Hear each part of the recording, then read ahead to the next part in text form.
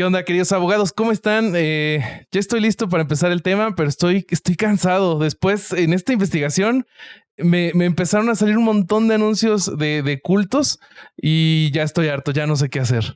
Eso es el algoritmo, boludo, por todo lo que investigamos. Sí. Pero tiene una solución re fácil y yo no entiendo. ¿Vos no ves Herejes el podcast?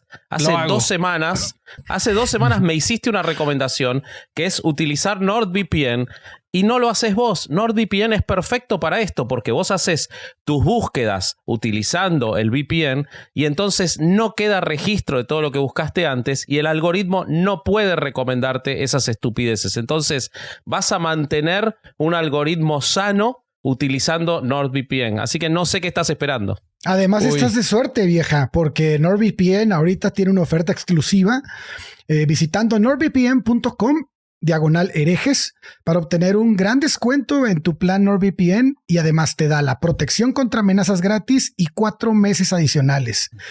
Completamente libre de riesgos con la garantía de devolución de dinero de 30 días de Nord y también puedes encontrar descuentos en otros productos de Nord.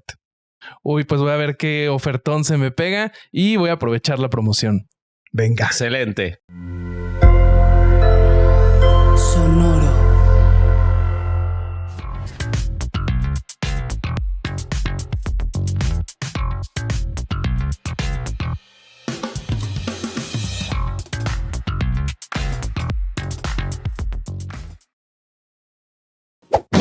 ¡Chavos, banda!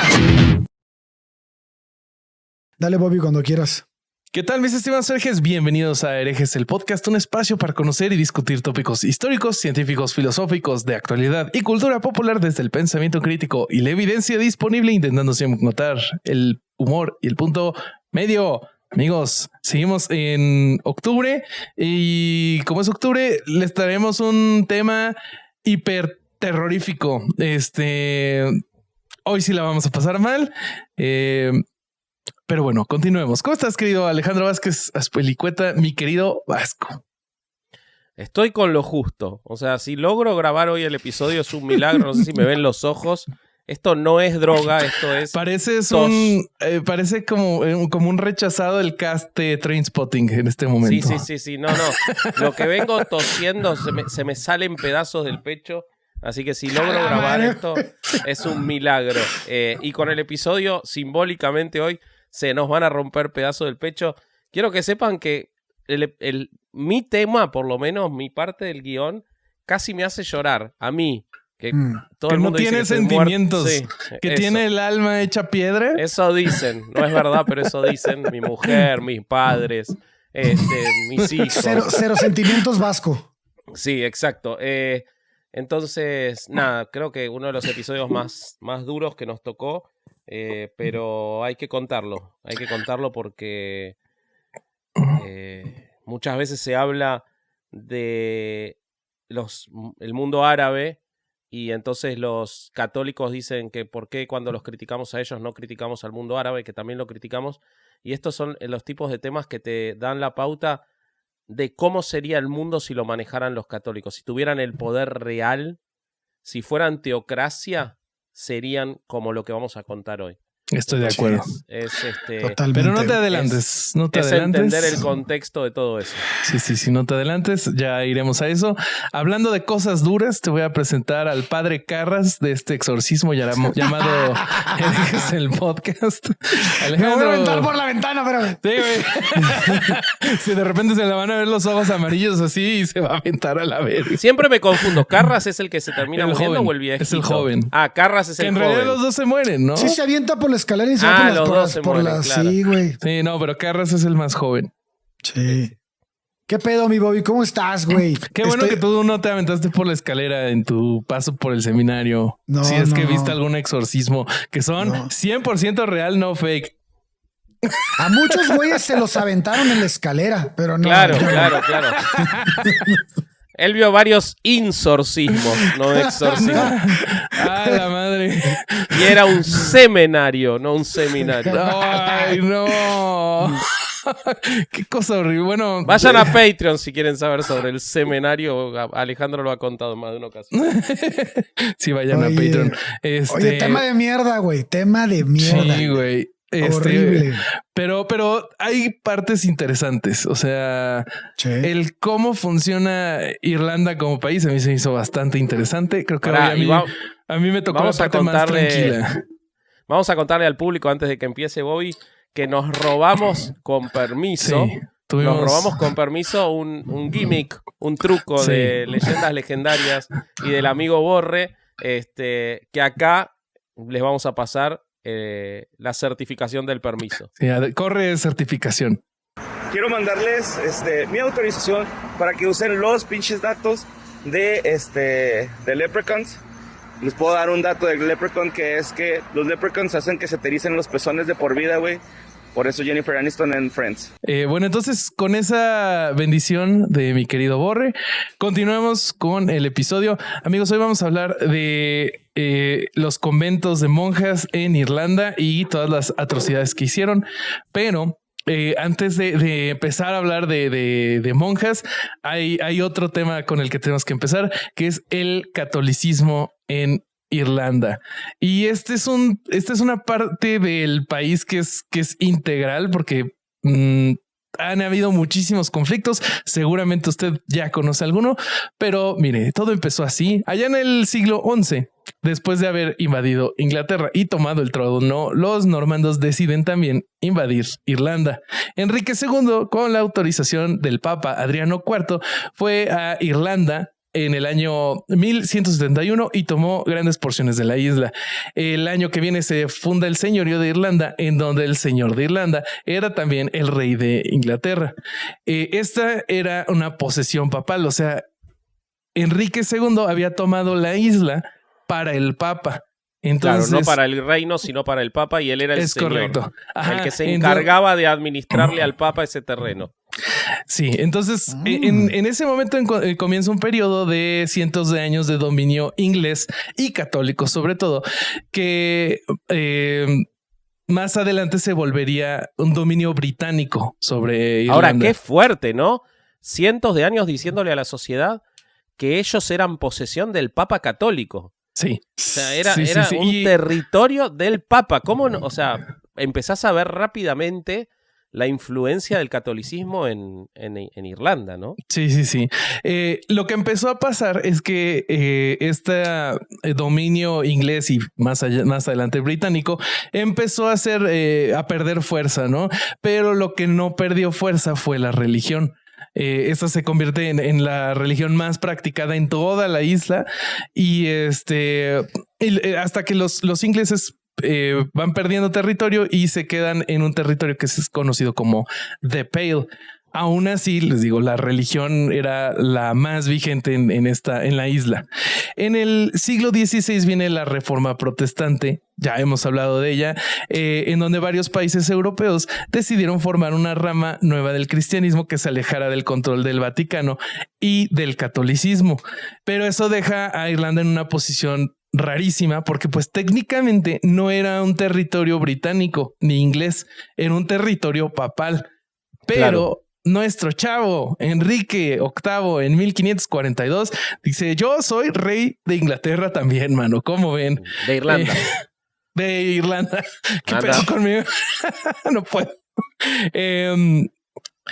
A la muerte de Enrique VIII llega al trono Eduardo VI, que muere al poco tiempo. Quien queda de heredera al trono es Mary I, que ella era más o menos 20 años mayor que Eduardo VI. Por esta diferencia, como el protestantismo era súper nuevo, ella había sido criada bajo el catolicismo, y los irlandeses que habían sido adoctrinados bajo el catolicismo dicen: no, a ella sí la queremos. Entonces, de esa manera, Irlanda como que sí acepta la corona inglesa, pero como con esa salvedad de, bueno, pero que sea católica y no anglicana. Sí. Claro. Ya más adelante, en el 1603, cuando muere la reina Elizabeth I, que era la última de la dinastía Tudor, quien hereda el trono es James VI. Este güey tenía una ascendencia muy particular porque él era hijo de Mary, Queen of Scots, y era descendiente directo de Enrique VII. Entonces esto hace que se puedan unir los tres reinos. Luego, bajo el reino de James I, comienza un proceso que es conocido como la colonización de Ulster. Ulster es la parte más al norte de Irlanda, en donde los ingleses comenzaron a colonizar tierras irlandesas y confiscar estas tierras de los irlandeses Gaelic. Y donde sí hay más protestantes ahí, en esa parte. Sí, entonces lo que pasaba es que en la isla casi completamente católica les empiezan a quitar las tierras a los católicos y se las dan a los protestantes. El objetivo realmente era calmar a la región porque el norte de Irlanda era conocido por ser el más rebelde contra la corona inglesa. Esta operación realmente desde el punto de vista protestante fue un éxito porque la población protestante explotó y había áreas donde se convirtieron en mayoría. Pero no lograron que deje de ser la parte más rebelde, porque hasta hace 15 años sí. el IRA seguía escondiéndose en el Ulster. Ataques terroristas y la madre. Sí. En 1641, los católicos de Ulster se rebelaron en contra de los protestantes, lo que llevó a las guerras confederadas irlandesas. Este conflicto tuvo de un lado a la Confederación Irlandesa Católica, que pues era católica, y del otro lado a los colonos ingleses y escoceses. O sea, ya en este punto la isla tenía un conflicto religioso armado. O sea, claro. creo que no es tan común. Me suena como a la era de las cruzadas este pedo. Al terminar este conflicto, los católicos gobernaron sobre Irlanda por varios años hasta que en 1649 Oliver Cromwell conquista Irlanda después de haber derrocado a la monarquía de Carlos I y de haberse declarado señor protector de Escocia, Inglaterra e Irlanda. Por supuesto, los católicos irlandeses no se quedaron quietos porque ellos querían que su religión fuera la preponderante. Entonces esto empieza un periodo bueno, no empieza porque ya había empezado, de más rebeliones. Hay un montón. Les recomiendo que vayan a leer. Y bueno, durante el reinado de Cromwell hubo muchísimas conversiones al protestantismo e incluso se ejecutaba a cualquiera que se sospechaba que hubiera participado en la rebelión de 1641. Después de esto hubieron un par de monarcas católicos y parecía que la monarquía iba a quedar de manera indefinida del lado de los católicos. A los ingleses no les cayó nada bien esto y entonces los dos partidos principales invitaron a William of Orange a tomar el trono, quien salió victorioso y se convierte en William III. Entonces esto hace que los irlandeses se vuelvan a rebelar y un montón de rebeliones más. Vamos a pasar entonces a 1914, en donde los irlandeses intentan introducir una ley que haga que Irlanda se independice, pero como estalla la Primera Guerra Mundial, esto no se puede concretar. Ahí en 1918, el partido político, ya olvidé cómo se decía otra vez, querido Vasco. Sinn Féin, que apoyaba la liberación de Irlanda, gana 73 de los 105 lugares en el Parlamento británico. Pero en vez de unirse al Parlamento, ellos forman el Parlamento irlandés y declaran la creación de la República de Irlanda. Hay que recordar que este partido era pro-católico. Entonces los motivos religiosos ahí seguían. Esta república se establece sobre toda la isla, pero la región de Ulster apoyaba a Gran Bretaña. Entonces comienza la guerra irlandesa de independencia entre el ejército republicano irlandés y el ejército británico. Mientras la guerra estaba activa, se introdujo legislación nueva para reemplazar esta que les digo que se intentó introducir en 1914, que nunca se implementó. Y esta nueva ley partía a Irlanda en dos: Irlanda del Norte, que era esta región de Ulster, y Irlanda del Sur, que era el resto de la isla. Este fue una solución temporal. Lo que pasó es que el partido Sinn Féin, ya no sé cómo se dice, se divide y comienza la guerra civil. Entonces los que habían peleado de un lado y de un solo lado en el conflicto anterior ya estaban peleando entre ellos. El resultado de todos estos conflictos, más los conflictos que hubo de los 60 a los 90, en donde en Irlanda del Norte hubo un montón de ataques terroristas y cosas espantosas que nos tocó, algunos de nosotros nos tocó ver en las noticias. Pues esto es por tener una población profundamente católica en territorios oficialmente protestantes y conflicto religioso por todos lados. ¿Cómo ves, querido Vasco? Es muy fuerte. Vos sabés que cuando muchas cosas de las que contaste no las sabía, otras sí. Yo, como voy a decir por octava vez para que se sigan riendo, pero cuando yo tenía 16 años me fui casi 2 meses, 45 días a Irlanda a estudiar inglés con mi colegio. Bueno, yo ya fui a Irlanda a hacer una película, entonces creo que automáticamente te acabo de ganar. Yo fui a Irlanda. Fui a Irlanda justamente por lo católico, porque el colegio quería enviarnos a un lugar donde se estudiara inglés, que fuera nativo del inglés, pero no podía ser protestante, porque querían mantener la cuestión religiosa. Entonces, por eso nos mandaron a Irlanda. Y la verdad era muy, muy poderoso. O sea, las imágenes, nos quedamos en casa de familia, las imágenes religiosas, la asistencia a misa 1 o 2 veces por semana de toda la gente, el colegio en el que estuvimos, y se notaba con mucha profundidad cómo hablaban despectivamente. De hecho, yo estuve en el Mundial y los odian a los ingleses, y era muy, muy fuerte que todo está asentado en la cuestión religiosa. Y lamentablemente, ese fanatismo religioso fue el que permitió, el que alimentó y el que sembró las cosas horribles que vamos a contar hoy, y que por suerte empieza Durán y no yo.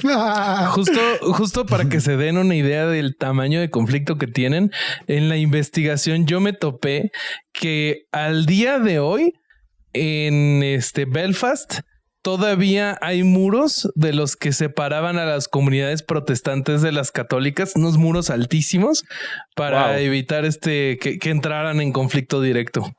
Tremendo. Sí, no me sorprende. Y se pronostica que los van a terminar de quitar en 2023. Mira. Wow. Entonces, ¿cómo nos vas a amargar tu Corsario? Híjole, no mames, ya estoy amargado y todo no empieza.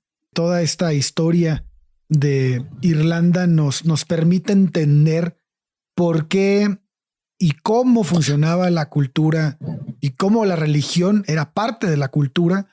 Y prácticamente les dictaba todas las normas sociales, convencionalismos, güey, todo. Entonces, ya después de entenderlo así, es mucho más fácil aterrizar y darnos cuenta de por qué ocurrió lo que ocurrió, ¿no? Pues corría la década de los 70. 2 niños se encontraban jugando en las calles de Tuam. Parecía un día normal hasta que uno de ellos alcanzó a ver algo en el suelo. Ese algo parecía un hueso. La curiosidad de los 2 menores los llevó a escarbar un poco más, y el trágico hallazgo se llegó a los oídos del cura local, quien, después de una oración, les prohibió a los niños regresar a ese lugar. La advertencia, como era de esperarse, no surtió los efectos deseados y los niños volvieron. Solo que esta vez la tierra ya estaba nivelada y todo el sitio había sido limpiado. Después de ese primer descubrimiento, los habitantes de Tuam construyeron un templo en ese lugar. No era un secreto que donde estaba aquel orfanato había algo parecido a un cementerio. En la segunda mitad de la década de los 20, la sociedad católica irlandesa consideraba que las madres solteras eran inmorales. Miles de mujeres fueron enviadas a hogares de acogida entre 1926 y 1961. Las mujeres que eran remitidas a esos lugares eran separadas de sus hijos a la fuerza. En algunas ocasiones, los menores eran enviados a otros orfanatos religiosos subsidiados por el Estado y controlados por la Iglesia Católica. No mames, o sea, estaban las señoras madres solteras como si nada y eran casi, o sea, eran abducidas y les quitaban a los niños. No, es que no estaban como si nada. Toda la familia, o sea, vos tenés que pensar que es justo de lo que hablamos. Por eso la sociedad religión católica es tan profunda, o era. O sea, era como que las familias eran las que las mandaban a... Las familias las mandaban, las familias los desheredaban, las escondían, no decían que estaban embarazados. Toda la sociedad, por eso cuando yo te hablaba en la introducción, y hay que ponerse en ese lugar.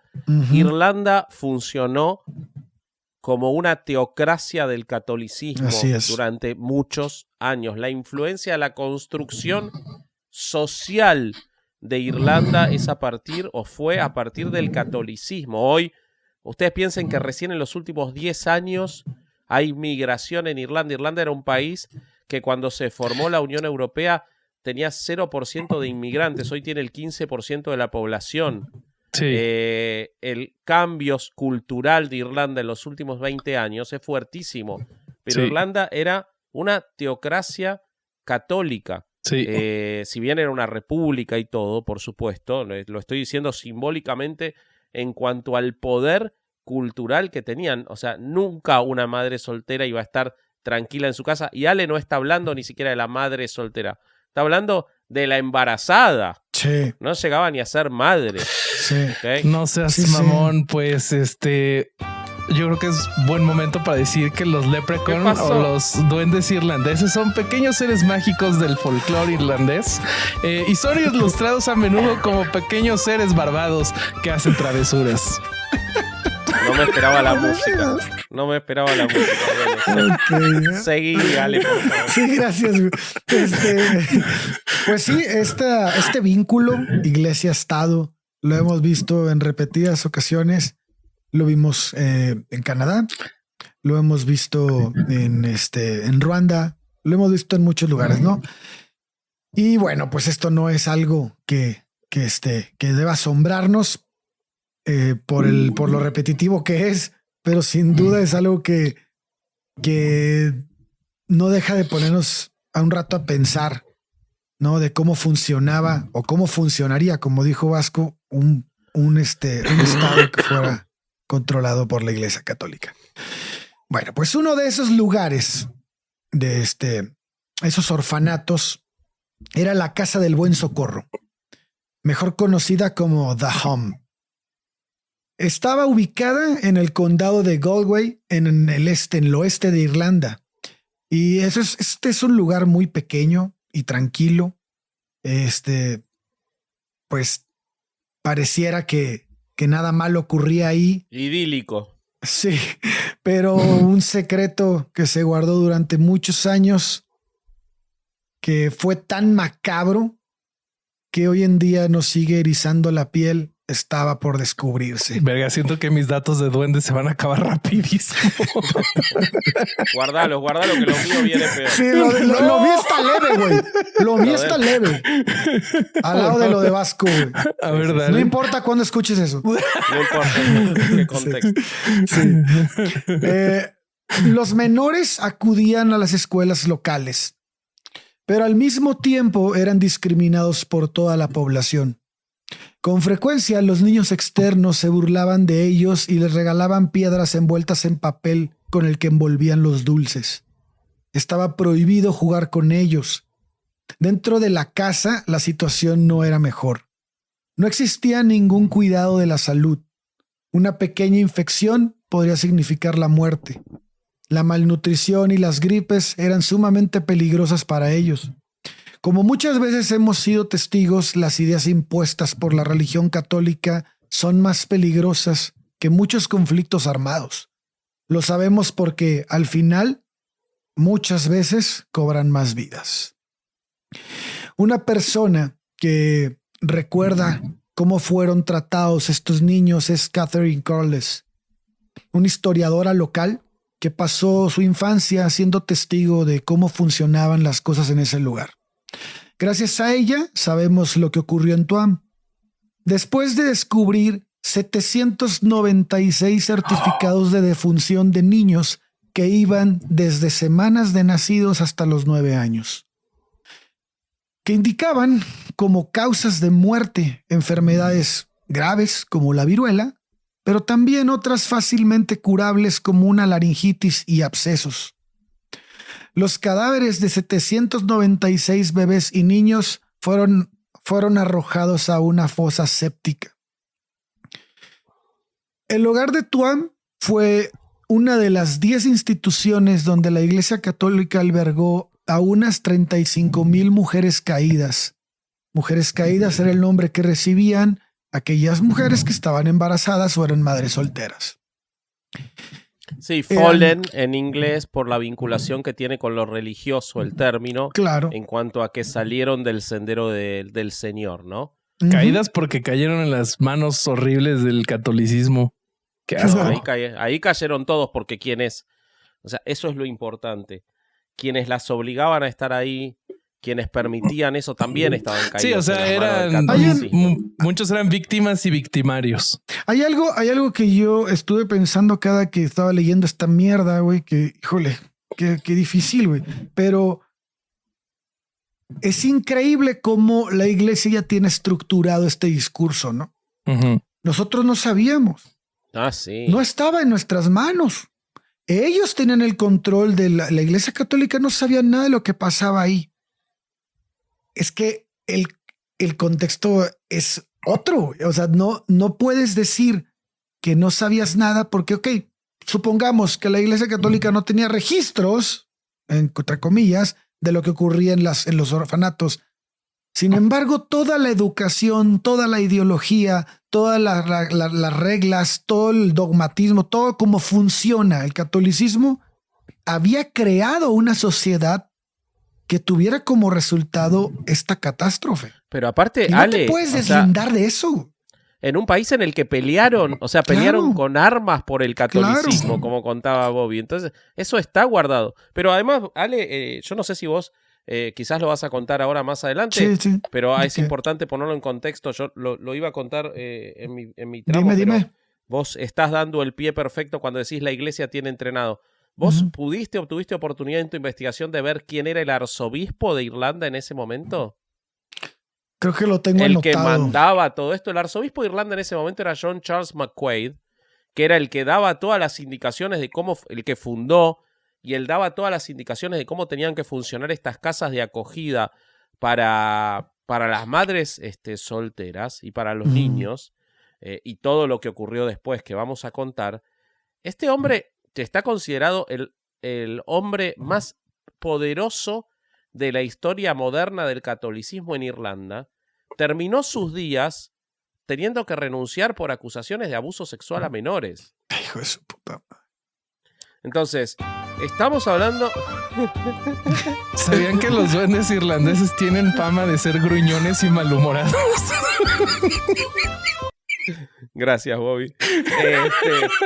Entonces, imagínate que si el arzobispo fue identificado directamente como abusador de menores, él, o sea, durante años se hablaba de un pastor, de un sacerdote, y no se decía quién era, y finalmente cuando estaba por morir se indicó quién era, y después en el 2009 recién, o sea, casi 20 años después de que murió, una comisión investigó sus delitos.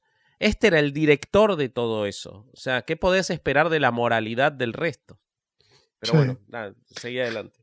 Ay, bueno, pues las mujeres que acudían a este tipo de casas, pues que les daban alojamiento, este tipo de albergues, también tenían que trabajar, ¿no? Como en la mayoría de los albergues en Irlanda. Ellas trabajaban en lavanderías que las monjas manejaban en el país. Los bebés, al igual que ellas, también eran rechazados. Se les negaba el bautismo, que pues para nosotros ateos puede decir una pendejada, ¿no? Pues no lo bauticen y ya, pero estamos hablando de una sociedad a la que tenían tan arraigadas estas creencias que decirles que no estaban bautizados era excluirlos socialmente, era completamente aislarlos. Pero además era seguramente segregarlos, ¿no? Y o sea, güey, está más cabrón porque además como todos están adoctrinados dentro de ese sistema, ellos sabían, bueno, ellos creían que les estaban haciendo un mal activamente, ¿no? Sí. Sí, claro. Sí. Qué asco. Estaba prohibido jugar con los niños que vivían en el orfanato. Cualquier niño que estuviera fuera les tenía prohibido ni siquiera hablarles. El Entonces, único que podía esa regla- jugar con ellos era el arzobispo. Eso te iba a preguntar. sí. Entonces Sí. no aplicaba para los sacerdotes. Entonces, Y entonces se les segregaba en las escuelas, por lo que tenían que permanecer en los hogares hasta que fueran adoptados. Y si morían en las instalaciones, pues obviamente no iban a recibir un entierro cristiano, sino que iban a ser aventados a una fosa común. hijos de puta. Sí, el hogar de Tuam funcionó desde 1926 hasta 1961 y fue dirigido por las hermanas de la congregación Bon Secours. No sé si se pronuncia así, pero me vale madre. No merece ser pronunciado bien esta mierda, pero bueno, la fosa común en la que los restos de los niños fueron descubiertos fue encontrada por varias personas, porque, híjole, cuando digo encontré, que alguien la encontró, en realidad todo el mundo ahí sabía que ese lugar tenía cuerpos de niños. Como pasó en Y Canadá. nadie decía nada, güey. 40 años, hace 40 años, la casa hogar fue derribada, sabiendo que ahí había historia, que había algo que contar, ¿no? Inicialmente se pensó que se trataba de infantes que habían muerto durante la Gran Hambruna. Y entonces la Gran Hambruna se supone que afectó a Irlanda por ahí de 1850. Claro. Pero aquí es cuando entra Que sabes que Catherine. fue la Gran Hambruna fue forzada por los ingleses en Irlanda, no fue una Yo hambruna no sabía natural. eso. Ujú. O sea, los Bueno, mató de hambre en Sí, Inglaterra. fue lo que provocó la gigantesca migración. Por eso hoy Irlanda es un país muy receptivo para los migrantes, porque ellos saben lo que es migrar. La diáspora irlandesa fue gigantesca y es la principal responsable de que haya tantos católicos en Estados Unidos, sobre todo en Nueva York, en Boston. Son Claro. todas colonias, digamos, modernas de irlandeses católicos que se fueron con la Gran Hambruna y que extendieron el catolicismo en un país que era protestante. ¿No habrá eso sido... fue- ¿No habrá sido también en ese momento que llegaron los irlandeses acá a México? Esas No sé, mismas como... Es que también es acá... probable, porque Ajá. fueron a todos lados, pero a Estados Unidos fueron... ¿Se acuerdan? Siempre está la imagen del policía irlandés, medio borracho, medio corrupto, así con el pelo colorado. Eso fue porque iban y hacían trabajos que no requirieran grandes estudios, porque en general eran personas a las que el reino de Inglaterra los tenía muy, muy sometidos. Qué bueno que el catolicismo en Boston no hizo tanto daño, ¿no? La verga. Pero mirale los apellidos a todos esos sacerdotes. Son todos irlandeses. No mames. Ay, cabrón. Bueno, Bueno, Sí, entonces- ya lo chequé. El batallón de San Patricio peleó por el lado de México en la guerra de Estados Unidos contra México entre 1846 y el 48. Ok, Sí un está poco cercano, antes. ¿no? Sí, entonces sale. pues bueno, entonces aquí es donde aparece Catherine Corliss, que ella logra obtener las muestras de los restos y entonces empieza a darse cuenta que eran niños nacidos entre 1925 y 1961, que era justo la época en la que funcionó este lugar, ¿no? También se hizo un registro de las edades que tenían y bueno, había desde 2 días de nacidos hasta 9 años. Una de las características del hogar de Tuam era que estaba rodeado por un muro de casi 2,5 metros de alto y bueno, pues tal como le contó la historiadora al diario local de Irish Central, los habitantes de la comunidad solían evitar el lugar. O sea, no solo segregaban a la gente que vivía ahí, sino que también era como un lugar prohibido. O sea, quién sabe. ¿Y ese lugar de sombras? Sí, güey, como era ¿Cómo se llama el Rey León, güey? El cementerio de elefantes. Algo así, cabrón. Sí, y los niños siempre estaban pues sucios, no atendidos. O sea, había una característica clara de cómo era un niño de ahí. Hay una entrevista que le hacen a un señor que cuando fue niño estuvo 5 años en ese orfanato y él narra que él soñaba que le salían cuernos en la noche. O sea, que se despertaba así todo desesperado, agarrándose la cabeza cuando era niño, por tanto que le decían que él era que él no era un niño bueno, güey. Imagínate el trauma. A la madre, güey. Sí. Sí, incluso la que nos narra la historiadora Catherine dice, güey, yo llegué a tratarlos mal, güey, cuando era niña. Esa era la educación que nos daban. Claro, eran basura. Ajá, eran basura. Y entonces ahora de grande les tengo que devolver algo porque yo llevo encima todo eso que hicimos, güey, cuando éramos niños. Y ese me hace como que el vivir esto y luego verlo en retrospectiva ya grande debe de ser muy doloroso, güey, cuando tienes algo de empatía, cabrón, porque es prácticamente cuando te enteras de que muchos de esos niños a los que probablemente molestaste, bulleaste o hiciste lo que hacían en ese tiempo, pues murieron de hambre, güey, murieron violados, murieron con infecciones. O sea, es tristísimo y pero lo que me manda la chingada y en verdad que es para sentarte un rato a analizarlo, es cómo el pensamiento religioso, en este caso el católico, te puede deformar a tal grado que no puedas reconocer entre el bien y el mal por ti mismo. Lo que pasa es que hay una situación de secuestro, porque ¿cómo podías vivir no católico en esa sociedad? O sea, pero una cosa es vivir no católico, o sea, una cosa es apegarte al catolicismo y otra cosa es tomar actitudes de este tipo, güey. Bueno, claro, ese es el adoctrinamiento, sí. Exacto, güey. Esa es la parte que a mí, porque vaya, seguir un dogmatismo, seguir un pensamiento mágico, probablemente no le haga daño a nadie, güey. Y seguir eso nada más, a ti, nada más. Siempre los adoctrinadores son inmorales, ¿no? Sí. ¿Cómo nunca escuchamos de...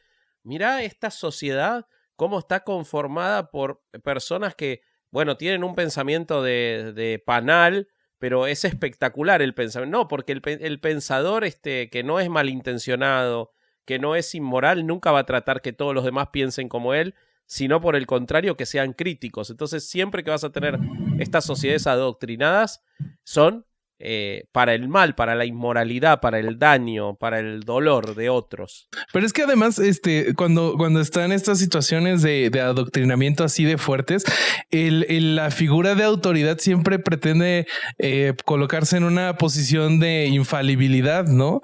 Entonces, el seguidor, cuando es adoctrinado, sabe que, o bueno, piensa que cualquier cosa que diga o actitud que tenga esta autoridad la tiene que apoyar sí o sí. Entonces, si la autoridad te está enseñando que hay que tratar mal a esta gente, pues está ya en lo que traes en el chip. Pero fíjate cómo... Y creo que es un buen momento para decir que los duendes irlandeses son especialmente buenos en hacer zapatos y el sonido de su martillo al trabajar nos puede indicar dónde encontrarlos. ¿Pero qué, te horrorizaste a vos mismo? No entiendo por qué. No, hay... ya estabas hablando vos. Varias. Okay, ya llevaba acumuladas varias y necesitaba. ¿Qué decías, Ale? Que a mí lo que me impresiona es que no cambia, ¿no? No cambia el pensamiento de los líderes de la iglesia conforme pasa el tiempo. Porque el arzobispo de Tuam indicó ya en la actualidad, güey, con las investigaciones, que la iglesia no tenía registros sobre el entierro de 796 niños. Sus palabras fueron estas: estoy profundamente impactado, como todos lo estamos, por conocer la extensión del número de niños enterrados en la fosa de Tuam. Horrorizado y entristecido al escuchar del enorme número de niños fallecidos involucrados, y esto apunta a una época de gran sufrimiento y dolor para los pequeños y sus madres. Qué hijos de puta. O sea, aunque la arquidiócesis de Tuam cooperará en todo, existe un claro imperativo moral para que las hermanas de Bon Secours, en este caso, actúen con responsabilidad y en el interés del bien común. O sea, se lavan las manos, güey. Pero sí, boludo. Es impresionante, güey. Eso es justamente lo que yo digo cuando te dicen, de nuevo, te dicen, no, siempre el catolicismo y el catolicismo, si le das poder, es de lo más siniestro que existe. Sí. Por suerte han perdido el poder, pero cambiar ellos no cambian. Y prepárate para que te cuente yo cómo llevaron el sufrimiento de personas hasta las últimas consecuencias, hasta la década del 90, cuando ya habían cerrado 91 30 años ¿verdad? antes. No, y Ale, entonces permitime que te cuente yo y vas a ver bien en profundidad cómo no ha cambiado nada y cómo a personas puntualmente las hicieron sufrir hasta entrada a la década del 90. Cuando habían cerrado las casas, o sea, solo para esconder sus delitos, como una conducta del sociópata, pero hecha institución.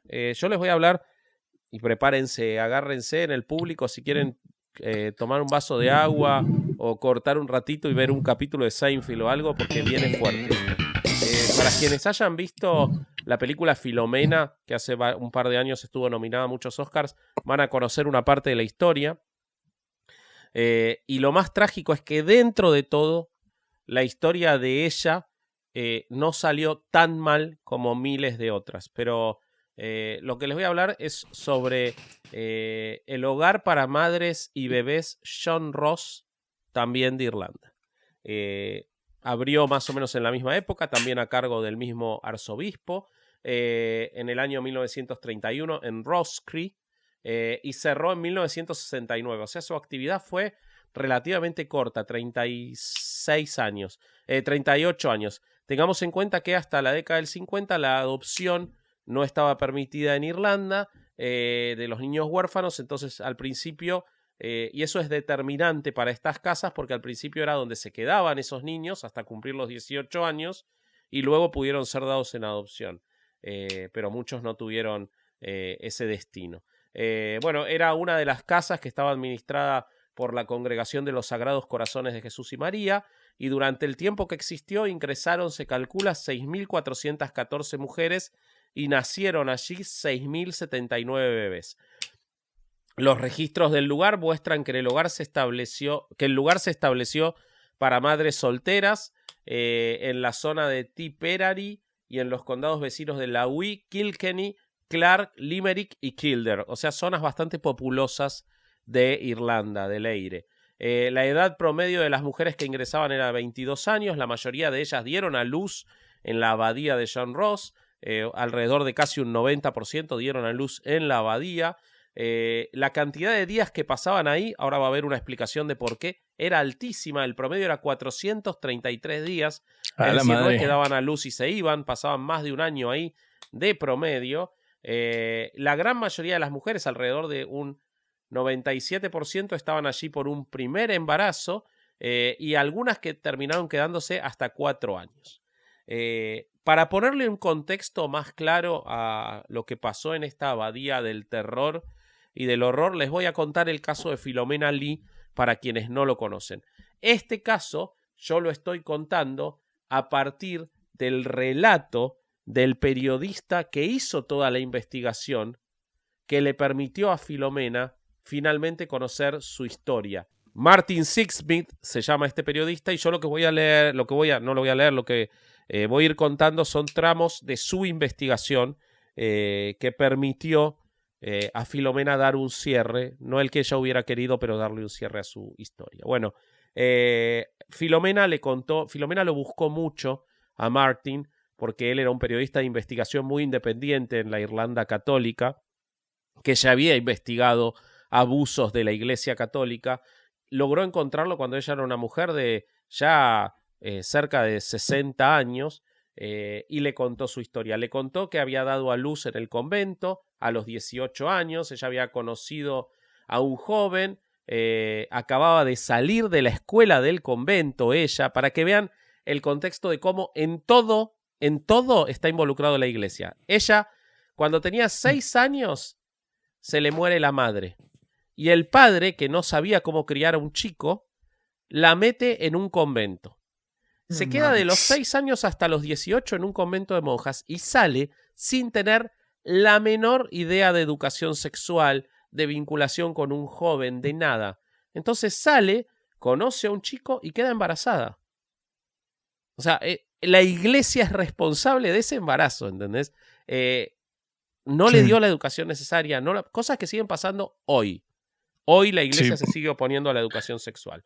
Bueno, cuando el embarazo se hizo evidente, el padre, que la había abandonado en el peor momento de su vida, habiendo perdido a la madre, la abandonó en un convento, se avergonzó de ella y la hizo encerrar en otro convento con las monjas, ahora en el convento del que estamos hablando. De nuevo, la Iglesia marcándole al padre la vergüenza que era que su hija fuera embarazada, hija que quedó embarazada por no tener la educación sexual necesaria por haber estado en el convento, ¿no? Si más evidente no puede ser. Bueno, entonces queda encerrada en el convento para que no se sepa que estaba embarazada. El padre le contó a las hermanas y a los vecinos que ella se había fugado y que no sabía dónde estaba, pero en realidad la había encerrado en el convento para que tenga el chico. Nace el bebé llamado Anthony y la madre superiora la amenaza con condenarla si alguna vez decía una palabra sobre su secreto. El secreto culpable, le decía ella. La madre superiora es la autoridad más alta de las monjas, ¿no? Que por supuesto depende de un sacerdote, porque siempre las mujeres están por debajo, pero es la autoridad principal. Ella no contaba el secreto, pero no se pudo ir de ahí. Primero porque su chico estaba ahí.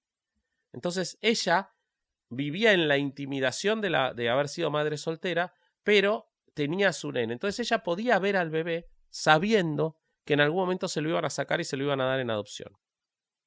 Ella estaba ahí, estaba con el niño. Después de dar a luz, a las mujeres solamente se les permitía salir del convento si ellas o su familia podían pagarle a las monjas la cantidad de 100 libras esterlinas. O sea, estaban secuestradas. Si no podían pagarlas, que era un montón de dinero para esa época. Sí. Si no podían pagar las 100 libras esterlinas, no se podían ir. Era mucho dinero. Y entonces para eso tenían que quedarse trabajando al menos 3 años en el convento, en las cocinas, los invernaderos, las lavanderías o haciendo rosarios y artefactos religiosos para vender, y la ganancia de esas ventas, por supuesto, se las quedaba la Iglesia. O sea, eran esclavos. Exactamente. Pero lo más cruel era que también los ponían a cuidar a los chicos que habían tenido, de los cuales habían tenido que renunciar por un documento que les hacían firmar las monjas, pero los tenían ahí, entonces desarrollaban los lazos afectivos con los niños, y a los 3 años las echaban, se tenían que ir, y los niños se quedaban ahí o se iban en adopción. Perdón, un segundo. Los duendes irlandeses tienen una olla de oro escondida porque el oro es lo que más aman en el mundo. Igual que las monjas, claramente. Igual que la Iglesia Católica. Sí, totalmente. Gracias por ese dato, Bobby. Bueno, entonces, Filomena fue obligada a firmar un documento en el que renunciaba a su hijo y que decía: renuncio para siempre a reclamar a mi hijo y lo entrego a la hermana Bárbara, superiora de John Ross Avey. El propósito de esto es permitir que la hermana Bárbara ponga a mi hijo a disposición de cualquier persona que ella considere adecuada y apropiada dentro o fuera del Estado. Claro, porque tienen un gran criterio, ¿no? Me comprometo a nunca intentar ver, interferir o hacer algún reclamo a la abadía sobre dicho niño en cualquier momento futuro. Bueno, el criterio, Bobby, era el de este arzobispo que nombré al principio, el abusador de menores. Lo único que le importaba era que la familia a la que se le entregara fuera católica. Ese era el único requisito. Y que le pagara porque, spoiler, los vendían a los chicos. No. Sí. El convento cobraba enormes cantidades de dinero por cada chico. La gente iba a buscarlos y los compraba. Pero ve, fíjate cuánto dinero estaba circulando en esos lugares y no podían comprar ni analgésicos para los niños. No querían comprarlo. No, obviamente, pero de que está cabrón, güey. O sea, me recuerda un chingo a las casas del terror de Teresa de Calcuta, güey. Totalmente. Es lo mismo, güey. Nada más que con otra cuestión de salud, ¿no? Esas eran con enfermedades terminales y acá es con... Sí, ahí hay casos en las de Teresa de Calcuta que sabía, podían salir con una operación y no hay dinero para eso y entonces si no lo operaban moría. Claro. Sí. Bueno, en la Navidad del 55, sin decirle nada, ella ve un día desde la ventana que el chico se subió a un auto con una familia y se fue. El nene ya tenía 3 años y ella perdió a su hijo. Ella creyó que para siempre. Ella sale del convento, pasan los 3 años, quiere volver a la casa. El padre no la recibe por la vergüenza. Entonces ella se tiene que volver. ¡Qué mamada! O sea, a ver, la mandan al convento por vergüenza. Tiene al hijo, se lo quitan por vergüenza, la tienen 3 años ahí por vergüenza y regresa con el papá y todavía no seas cabrón. Y bueno, es que eso es la teocracia de la que estamos hablando. De una sociedad absolutamente modificada y pervertida por la religión católica. Bueno, no tenía dónde ir. Piensen que desde los 6 años hasta ese momento lo único que conocía era la iglesia. Ahora también. No. Entonces se tiene que volver a la iglesia que la lleva a trabajar a un hogar de niños delincuentes en Liverpool. Ahí puede estudiar para enfermera, se sale del hogar, se casa en 1959, tiene 2 hijos, pero por el juramento que hizo de nunca contar, está 50 años sufriendo en silencio sin contarle nada ni al marido ni a los otros hijos de que tenía un hermanito perdido. Pero nunca lo olvidó. Siempre lo recordaba, siempre se lo contaba, hasta que empieza a buscarlo ella sola, sin que nadie lo sepa. Entonces, primero regresa al convento en la década del 70 a pedir ayuda a las monjas. Por supuesto, le dicen que no. Le dicen que ella había jurado que no lo iba a buscar y que entonces no le van a dar información. El convento ya no recibía chicos, pero sin embargo seguían manteniendo el secreto. La jerarquía estaba tan metida en que habían hecho un negocio con la venta de bebés que tenían que esconder su secreto. Entonces, todos esos niños que supuestamente habían sido puestos a su cuidado, habían sido muchos vendidos y otros habían muerto. Entonces, la iglesia tenía que ocultar su secreto. Entonces, cuando todo esto se lo está contando ella al periodista, el periodista empieza a investigar y encuentra que todos los papeles que podían incriminar a la iglesia, que podían decir a dónde habían sido recibidos los chicos y todo, la gran mayoría se habían perdido. Lo que sí había podido descubrir él era que en general a quien se le daban en adopción los chicos eran a familias católicas en Estados Unidos, porque pagaban más. O sea, los americanos pagaban más caro, entonces la mayoría de los niños los mandaban a los Estados Unidos. Con esa información, él empieza a rastrear y encuentra a una pareja, Doc y Marge Hess, de San Luis, Missouri. Eran católicos, una pareja profesional con dinero de poco más de 40 años. El hermano de Marge era obispo. Ellos ya tenían 3 hijos, pero querían tener una hija. Entonces, él encuentra los diarios de Marge Hess en los que cuenta que ella viaja a Irlanda en el 55 porque le dicen de este convento que vendía niños a buscar una niña. Y cuando va y llega, encuentra una niña preciosa, según relata ella, llamada Mary McDonald's, que la madre superiora se la ofrece a cambio de las donaciones. Cuando se va a llevar a la niña ella, viene un nene muy simpático que un nene de 3 años, o sea, esto te juro a mí me partió el corazón, que la abraza a la nena, que se está yendo, muy cariñoso, y entonces esta mujer, Hess, le escribe al marido, lo llama, y le dice si le molestaba que ella, además de llevarse a la niña, se llevara en adopción a un niño también. Están al 2x1, güey, hay que aprovechar. Sí, pero le salvó la vida, Sí, pues sí. Y se lo llevó. Y entonces ella fue quien se llevó al hijo de Filomena. Bueno, este chico, o sea, se llevó a los dos. El chico se fue con ella y lo rebautizaron como Michael Hess. Michael Hess fue un estudiante sobresaliente en los Estados Unidos, un hombre muy atractivo, competía en carrera de campo traviesa, cantaba en musicales, tenía recuerdos permanentes de algo que no se podía explicar de sus primeros 3 años de vida, y empezó con la edad adulta, cuando le dijeron que era adoptado, a intentar saber quién era la madre. Pero no, él tampoco tenía datos porque los padres adoptivos, que siempre fueron muy buenos y siempre lo apoyaron, tampoco tenían datos, no sabían quién era la madre, obviamente. Solo sabían que pagaron por un niño, claro, ¿no? 2 niños en realidad. Bueno, sí, hicieron donaciones. Bueno, entonces, de nuevo, gente absolutamente adoctrinada, imagínate, hermano obispo, bueno. Sí. Entonces, fueron los dos en distintos momentos al convento a buscar información. Escuchen lo trágico de esto. Él fue a buscar información de la madre, ella del hijo, a ninguno de los dos le dieron información.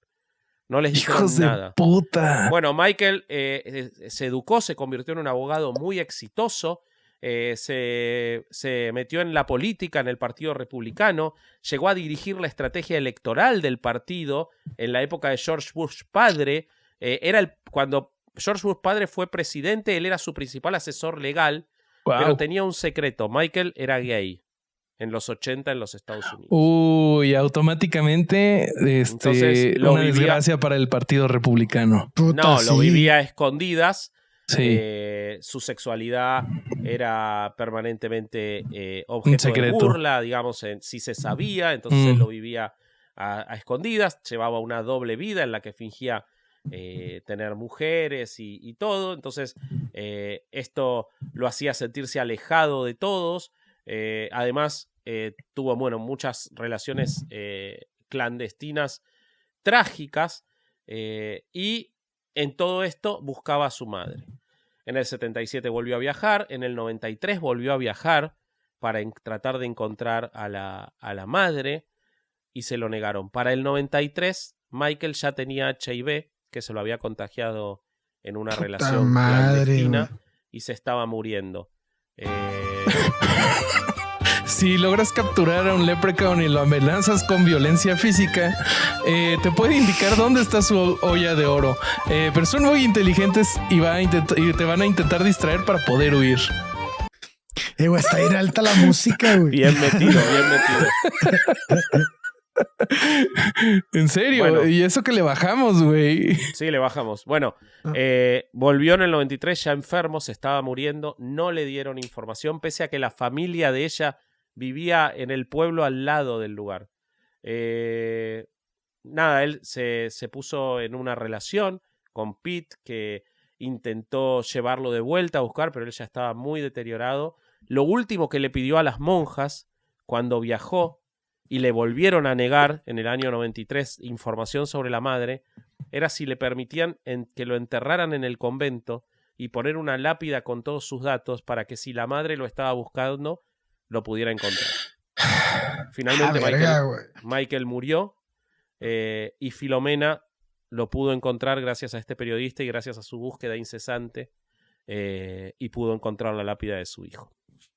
Ahora, si ven la película es maravillosa, es una historia que está reflejada muy realmente, muy fielmente, perdón. Pero esta, por extraño que parezca, es una historia mejor que la de la enorme mayoría de los chicos que pasaron por John Ross. En John Ross más de 1000 niños murieron, o sea, más que en Tuam, más de 1000 niños murieron en los 37 años en los que estuvieron. Las cifras oficiales de muerte indican que de los 1.024 niños que murieron allí, 455 murieron de insuficiencia cardíaca. O sea, le ponían insuficiencia cardíaca en la... Sí, o sea, absolutamente desproporcionado de los casos de insuficiencia cardíaca infantil, casi el 50%. 128 de desnutrición severa, mientras que otros murieron de agotamiento, convulsiones, golpes de calor y por quemaduras del sol. Niños que murieron atragantándose con la papilla. Estamos hablando desde bebés hasta los 17 años. Y escuchen estos datos porque yo no lo podía creer. La mayoría de los niños morían antes de los 3 meses por infecciones respiratorias, influenza o gastroenteritis. Pero lo más llamativo, que te muestra cómo mentían y cómo en realidad o los mataban de hambre o los mataban a golpes o los dejaban morir porque no les interesaba nada hasta que pudieron empezar a venderlos cuando fue legal la adopción. Pero mientras tanto directamente los mataban. O sea, ahí salías o adoptado o en un cajón. No llegaban a adultos los chicos en el convento. Entonces, hubo brotes de difteria adentro del convento que no los hubo en el resto de las poblaciones al lado. Es decir, había epidemias solo en el convento. No mames. ¿Entiendan lo que significa eso? No Fue la mames. principal causa de muerte infantil en el convento. Hubo 28 muertes por difteria en el 36, 54 por difteria en el 37. También un brote de fiebre tifoidea en el 44 que nunca identificaron la causa y que no había fuera del convento. Y Eso bueno, era para justificar que los mataran, güey. Le ponían cualquier nombre. Exactamente. Güey, ¿y qué pedo con las quemaduras de sol? ¿Los dejaban en la Los intemperie? dejaban ¿o qué? afuera castigados, Hijos de seguramente. su ¿no? perra, la verga, güey. 508.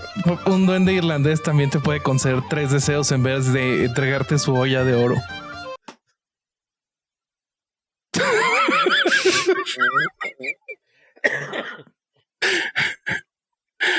Ay. Ay, qué horrible está Creo esto, que quiero güey. seguir con los datos de Bobby. Sí, 508 niños sufrieron o tuvieron la suerte de Michael / Anthony, que es que fueron dados en adopción al extranjero, de los cuales el 96% a los Estados Unidos, algunos a Australia, pero la enorme mayoría a los Estados Unidos. Y escuchen esto porque es impresionante. En la década del 40 murieron 412 bebés supuestamente por enfermedades. Pero cuando en la década del 50 se legalizó la adopción, ese número bajó a 120. Porque De repente no se enfermaban más. De repente los bebés no se enfermaban más cuando los pudieron dar en adopción. Y era negocio. Exactamente. Bueno, cuando se le fue a pedir explicaciones a la congregación, dijeron: continuaremos tratando directamente con la Comisión de Investigación sobre Hogares para Madres y Bebés en todos los asuntos relacionados. La comisión ha contado y seguirá contando con toda nuestra plena cooperación que no tuvo la pobre Filomena para haber podido conocer a su hijo pese a que los dos se buscaron durante años. A la madre. Esto fue palabra del Señor. Pues los duendes irlandeses también pueden ser buenos si los tratas bien, porque cuenta la leyenda que una vez un noble que se había quedado pobre le ofreció llevar a un leprechaun en su caballo, y cuando llegó a su castillo, que estaba en ruinas, estaba hasta el techo lleno de oro.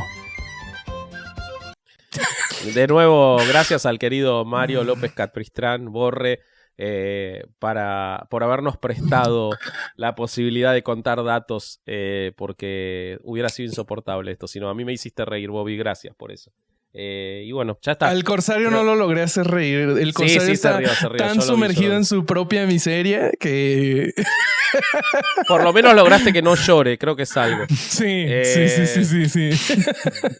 Bueno, nada, yo si hay que dar una conclusión de esto es: no nos distraigamos cuando pensamos que el catolicismo es una religión moderna, más liberal, que se vive de manera más individual. Eso solo ocurre porque las sociedades son más modernas, porque logramos sacarlos un poco del lugar de poder absoluto, que es lo que países árabes no han logrado con los musulmanes, nosotros, las sociedades modernas, la revolución industrial, logró quitar a la iglesia de ese lugar. Ellos, si se lo damos, lo van a agarrar y son esto que escuchamos hoy. ¿Corsario? Así es. No, pues... O ya vámonos a la verga. Que chinguen a su madre, güey, nada más. Güey. No, pues es lo mismo de siempre, güey. Lo mismo de siempre, la misma mierda. Y ya estoy leyendo los comentarios de es que lo agarras muy personal o lo agarras o lo tomas muy... Güey, ¿cómo no puedes agarrar algo así, cabrón, personal, güey? O sea, debería de... No, verga, güey. No entiendo cómo alguien puede seguir esta puta religión de mierda, güey. O sea, no entiendo, cabrón. No me entra en la cabeza cómo ya hemos hablado de casos horribles, cabrón. Este es uno más. Y la Iglesia Católica, como siempre hemos dicho, no sé cómo le hace para estar siempre del lado de la verga, güey. O sea, sí. Nunca está del lado bueno, güey. No mames. Me estaba acordando, güey. Caro fue a algunos países de Asia del Este y en uno de esos países conoció a una persona, se topó una persona musulmana que le empezó a platicar que en realidad su religión era una religión de paz y que no creyera en todo lo que se estaba diciendo. Y creo que eso es un paralelo que tienen todas las religiones de este tipo, que le sabemos y lo hemos investigado y lo hemos platicado, que han hecho cosas horribles, y es lo que dice Vasco. Todas se quieren así pintar como nosotros somos la buena onda, estamos con la chaviza. No, eso que pasó no es la excepción, no la regla, cuando sabemos que es completamente al revés. Siempre van a estar del lado malo. Lo que importa es el poder, Bobby. Claro. Y la lana, sí. Sí, que la lana da poder, porque tampoco es que las monjas lo utilizan para comprarse un auto. Es para protegerse, para esconderse, para seguir sustentando y creciendo en las estructuras. Lo que está atrás siempre es el poder. Entonces, en ese momento de Irlanda, la Iglesia Católica era el poder, y así actúa cuando es el poder. Claro. Y cuando no, se hacen los buena onda, pero cuando sí, exacto, aquí está lo que pasa. Qué horrible, amigos. Qué bueno que me tocó también los datos de los duendecillos, porque estaban muy divertidos. Me gustó la música. Veamos cómo Isaac la edita, pero tenemos anuncios para ya cambiar a algo más bonito. Suscríbanse a Podimo, amigos. Ya va a salir el nuevo episodio para que es el 7º. Y vamos a hablar de los Borgia. Los Borgia. Exacto. Los mejores papas de la historia. Pinches pedotas que armaban dignas de la juventud del corsario. Exacto. El viernes 28 de octubre se estrena el episodio de los Borgia. Sí. Viernes 28 de octubre, y ese día se van a sortear las entradas que queden remanentes del show de Podimo también, así que les van a estar llegando los mails a los que hayan ganado. Pero suscríbanse a Podimo, quédense los 45 días. Nosotros no paramos de subir contenido. Si no pudiste ir a ver el show, o no conseguiste entradas, o porque no estás en la Ciudad de México, se va a subir a Podimo el show en vivo, así que lo vas a poder ver y escuchar como si hubieras estado ahí. 2 cámaras contratamos, todo lujo, lujo va a ser una para que lo sientan como estar ahí. Sí. Y suscríbanse a Patreon, que no paramos de subir contenido. Estamos justo acabamos de subir un par de pre-shows donde hablamos de algunas de nuestras comidas favoritas. El Corsario nos contó que puede ser que salgamos en el cine, amigos. Entonces, eso va a estar divertido. Y ahí está todo el chisme en Patreon. Y además, nos están llegando buenos memes y los estamos poniendo en nuestras redes sociales. Búsquenos en Instagram como herejes_el podcast. Estamos en TikTok, que nuestro querido Isaac, que mira, se le manda un besotote, sube los TikToks y están muy buenos. Y también estamos individualmente para que nos manden más memes y chisme. Yo soy el corsario.hereje. Yo soy vasco.hereje. Yo soy boy.hereje. Muy bien. Ya está. Güey, están de la verga porque sí nos confunden, güey. No es cierto, amigos. Fíjense bien. Si de repente alguien me llega diciendo tú eres el Vasco, los voy a bloquear. Y fue otro domingo de no ir a misa y escuchar Herejes, el podcast. Adiós. Bye. Casero Podcast se hace audio. ¡Chavos, banda!